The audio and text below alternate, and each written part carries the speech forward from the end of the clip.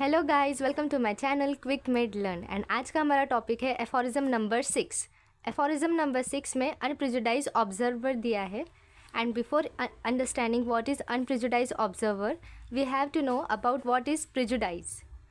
सो prejudiced मतलब क्या होता है? That is the physician which is bias and judgemental. और बायस और जजमेंटल होने की वजह से क्या होगा? He won't be able to cure a patient.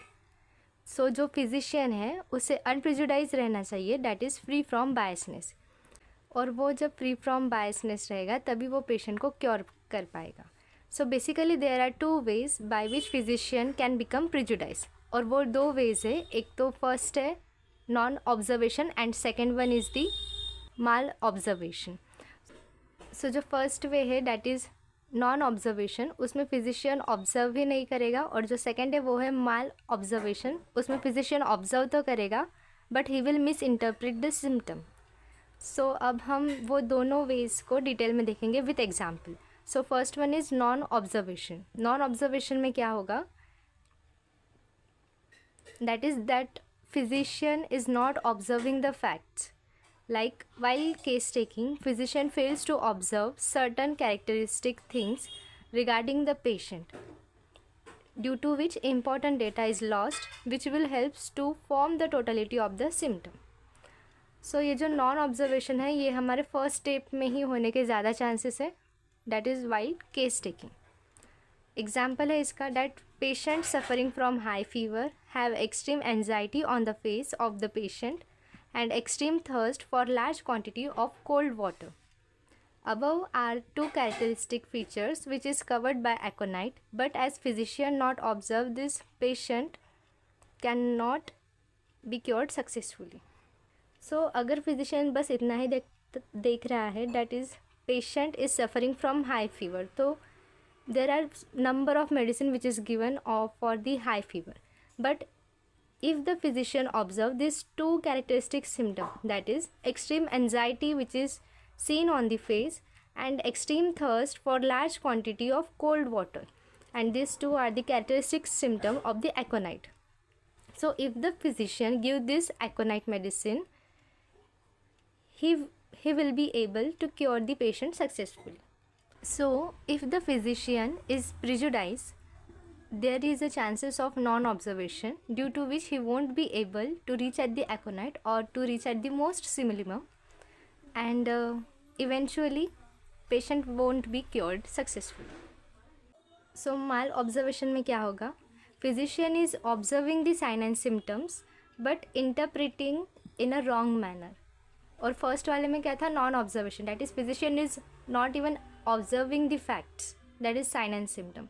But mal observation में फिजिशियन ऑब्जर्व कर रहा है but he is interpreting it wrongly. अभी तक हमने टू वेज देखे by which physician can become prejudice.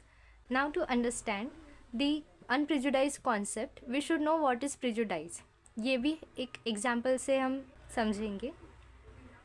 So example है, a child with tonsillitis was treated successfully by belladonna. So एक फिजिशियन है, फिजिशियन के पास एक चाइल्ड आया who was suffering from the tonsillitis and he was successfully treated by giving the belladonna. अभी इसी चीज़ को by keeping this in mind, physician treat the patient with tonsillitis with belladonna. As in first case, child was suffering from tonsillitis and he was successfully treated by belladonna. इसी चीज़ को physician में mind में रखा और क्या किया कि इसके बाद जो कोई भी पेशेंट आता गया who was suffering from the tonsillitis, he was giving the same medicine that is belladonna. So here he is getting prejudice. अभी इससे होगा क्या कि वो फिजिशियन और भी पेशेंट्स जो आएंगे उनको बेलाडोना से ट्रीट किया, राइट. बट बेलाडोना से जो है जो पेशेंट है वो क्योर्ड नहीं होगा. क्यों नहीं होगा? क्योंकि जो फर्स्ट वाला केस था जिसमें चाइल्ड जो है टॉन्सिलाइटिस से सफ़र कर रहा था, उसमें जो पेन था वो थ्रोबिंग टाइप का था जो कि हमें बेलाडोना में दिख रहा था. So the belladonna is the most similimum medicine. But जो सेकेंड पेशेंट है उसको, जिसको फिजिशियन ने फर्स्ट केस को माइंड में रखते हुए बेलाडोना ही दिया था सेकेंड केस में, बट सेकेंड पेशेंट में एक डिफरेंस था, that is the pain is of stitching type, और बेलाडोना में स्टिचिंग टाइप ऑफ पेन नहीं है.